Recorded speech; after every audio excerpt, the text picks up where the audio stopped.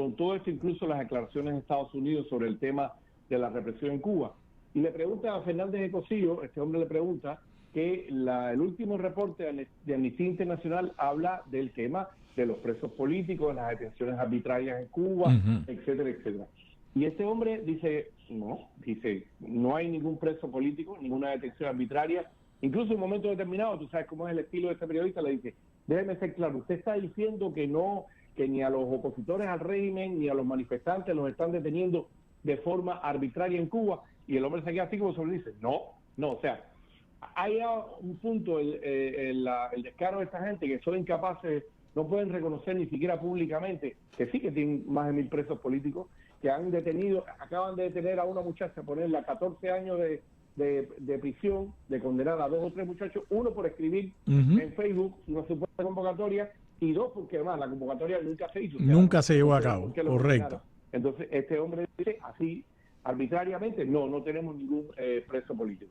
Claro, por eso es que un funcionario del Departamento de Estado tiene que decir todo lo que dijo. No podemos negociar con La Habana mientras hay una dictadura que sencillamente no solo obvie los derechos humanos, sino que además separe uno de sus funcionarios, altos funcionarios de la Cancillería, y niega que haya presos políticos y arrestos arbitrarios en Cuba. ¿Seguirán en la lista negra? Sí, cuando más necesitan que la saquen, que lo saquen. Hablamos también de finalmente deportaron ya a Melody, a la jueza Melody. Hay que ver cómo la reciben en Cuba. Hay que ver. No he visto ninguna reacción en este sentido. Si la aceptaron, porque vamos a estar claros, aquí recordamos que está otro represor, que incluso fue un caso que nosotros también publicamos y hablamos de eso hace mucho tiempo. Este represor cumplió condena aquí, creo que estuvo 6 meses por este fraude, y cuando lo montan en el avión, creo que es Saúl Santos Ferro, cuando lo montan en el avión, ahí mismo Cuba lo vira para atrás. Sí. Entonces, ya sabemos que cuál es porque esta mujer sí. Evidentemente, a lo mejor ella, como casi prácticamente llegó y casi que la cogieron, la detuvieron, nunca hizo nada, evidentemente, a lo mejor esto no es muy preocupante, que venga para acá. No, pero además, Napo, es que ella se convirtió, yo no sé, Andrés, si tú y Napo tienen la misma percepción, en una suerte de celebrity, de celebridad al absurdo, es decir, al contrario. ¿Por qué? Porque cuando se destapa su caso y se fue siguiendo su caso porque duró en el tiempo, al igual que el caso del tal Veguita, al igual que el caso del que hablamos el otro día con tu colega Mario Pentón, el caso de José Javier Rodríguez, el amigo del Cangrejo, el prestanombre del Cangrejo, se convierte en celebridades del mal. Entonces, a ello, ahora que pones ese punto aquí, le es difícil decir, bueno, espérame, si yo le devuelvo a los americanos a la jueza Melody, cuando todavía tiene a su hermano por allá, que también estudió en la UCI y se dedicaba al tema cibernético. Era una ciberclaria. Era una ciberclaria. No le es tan sencillo, porque ella fue una jueza que condenó, sentenció directamente a opositores. Jóvenes opositores, además.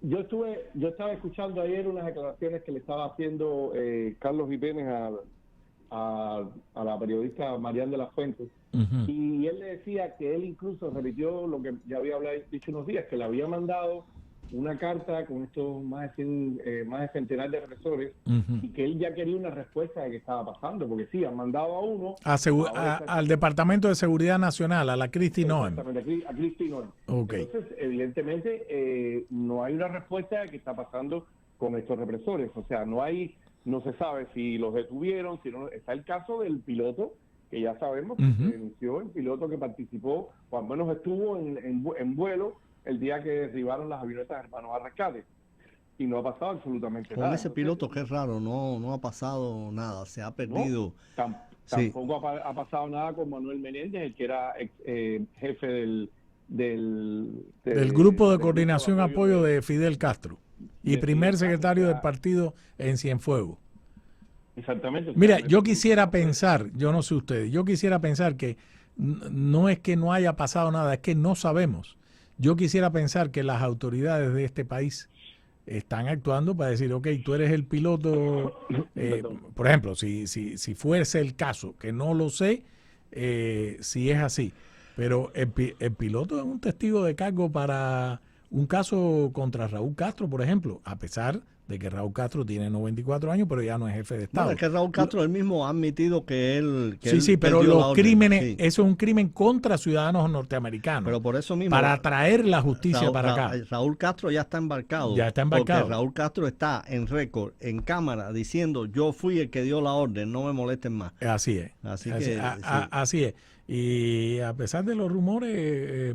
uno lo que le desearía es que pague ante la justicia también, incluso con la edad que tiene. No, sobre todo el caso, mira el caso de Pinochet. Vaya, el caso de las avionetas. Mira el caso de Pinochet, cuando llegó allá y el juez Baltasar Garzón. ¿Por qué a Pinochet sí y a Raúl Castro no? Exactamente. Esa es la pregunta. O a tantos otros. O a tantos otros. ¿Por qué a Pinochet sí y a los otros no? No sé, yo creo que quiero a los años 60 a ver qué pasó ahí. Debe haber alguna letrica pequeña. Yo tengo esa letrica pequeña. Yo te juro de corazón, yo quiero encontrarme esa letrica pequeña que el otro día estaba en esta conferencia de Salvar a Cuba y estaba el Chino Argüelles, que es el presidente honorario de la Brigada 2506. Sí. Y con la pasión, tristeza también, de alguna manera con enojo, que él habló de ese momento de la traición de Kennedy a la Brigada 2506 y cómo él tenía y le decía a la gente joven, a las nuevas generaciones, que siguieran luchando, porque el sueño de la Brigada era un momento determinado tener un museo en La Habana, en Cuba, o me imagino que allá en Bahía de Cochinos, el Museo de la Brigada 2506. Y él hablaba de eso, ¿no? De la traición de Kennedy.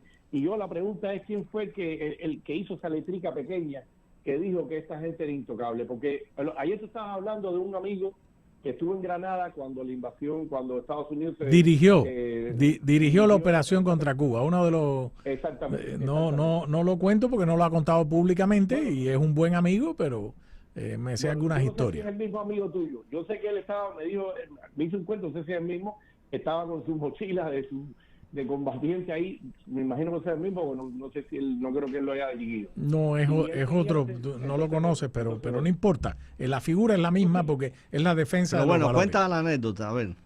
Usted sí lo conoce. Y él dice que la sensación que él tuvo en ese momento en Granada fue que en un momento determinado de Granada iban a saltar para Cuba. O sea, que de pronto el ambiente terminaba con los trabajadores y Tortoló en Granada y se iban a ir para Cuba. Y la gran pregunta es, ¿por qué? Si Cuba les estaba haciendo un aeropuerto militar ahí en Granada, ¿por qué no lo hicieron? Bueno, esa es la letrica de abajo. ¿Por qué no hicieron nada cuando le mataron a 3 ciudadanos americanos en aguas internacionales y a un residente? Esa es la letrica. ¿Por qué no hicieron nada cuando les pasaron debajo de los sacos de azúcar armas norcoreanas en medio de la negociación entre Obama y Raúl Castro? Sí, exacto.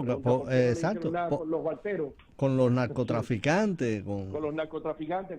Porque aquí vamos a recordar, la historia de Ochoa empezó cuando empezaron aquí desde Miami a decir, se está metiendo la droga a través de Cuba. Está llegando la droga a través de Cuba. Así es. Y nadie le decía, ¿no? Y cuando ellos se dieron cuenta que Estados Unidos tenía todas las evidencias de que estaban metiendo la gente los narcotraficantes colombianos, se estaban metiendo ahí en Cuba y lo estaba recibiendo todo el equipo del MC, entonces yo, espérate, vamos a contar cabeza aquí porque no me va a llegar a mí el escándalo. No, y voy más, Napo. ¿Y por qué no se hizo nada? Y tengo algunos amigos cuando diplomáticos y oficiales norteamericanos fueron víctimas en Cuba, en el primer lugar, en La Habana, del famoso síndrome de La Habana. ¿Por qué fueron atacados? El primer caso, el paciente cero de ese síndrome, es un hombre que, señores, ese hombre era 6 pies y pico, un oficial sumamente entrenado. Hoy, para que ustedes lo sepan, ha perdido la visión de un ojo. Camina con un bastón y ayudado con un perro, de esos perros que guían, y tiene que ponerse un chaleco para mantener el contrapeso, porque como fue víctima de estos ataques, le llaman acústicos, pero son de energía dirigida, microondas. Le afecta el equilibrio. Le afectó el oído medio y, por supuesto, el cerebro. Y tiene que caminar ayudado con un perro. un oficial de 41 años tenía el paciente cero. Coño, y tampoco se hizo nada. Y ese caso no se ha resuelto. Solamente se pasó, perdóname, Napo, en el Congreso, gracias a una senadora demócrata y a Marco Rubio cuando era senador, la famosa Ley Habana para indemnizar y ayudar a las víctimas. Tú recordarás el caso, yo lo entrevisté, una larga entrevista a Mark Polimeropoulos, el oficial de más alto rango en el 2023 sobre este caso, y él dice, por supuesto que Cuba estaba involucrada. Nadie ha pagado un plato roto. Nadie de ese régimen sobre este caso. Así que la lista que has puesto, Napo. Y las actividades, las actividades de la seguridad del Estado en Estados Unidos. Son muchas cosas. Un día se sabrá, supongo yo, un día se abrirán los archivos, etcétera. De otras cosas de Cuba, vi... Iba a comentar, dime. Andrés, perdóname. No. Usted hablaron de la muerte de esta... Assata Shakur. Exactamente. Me estaba escribiendo Angelito, el colega nuestro de camarógrafo.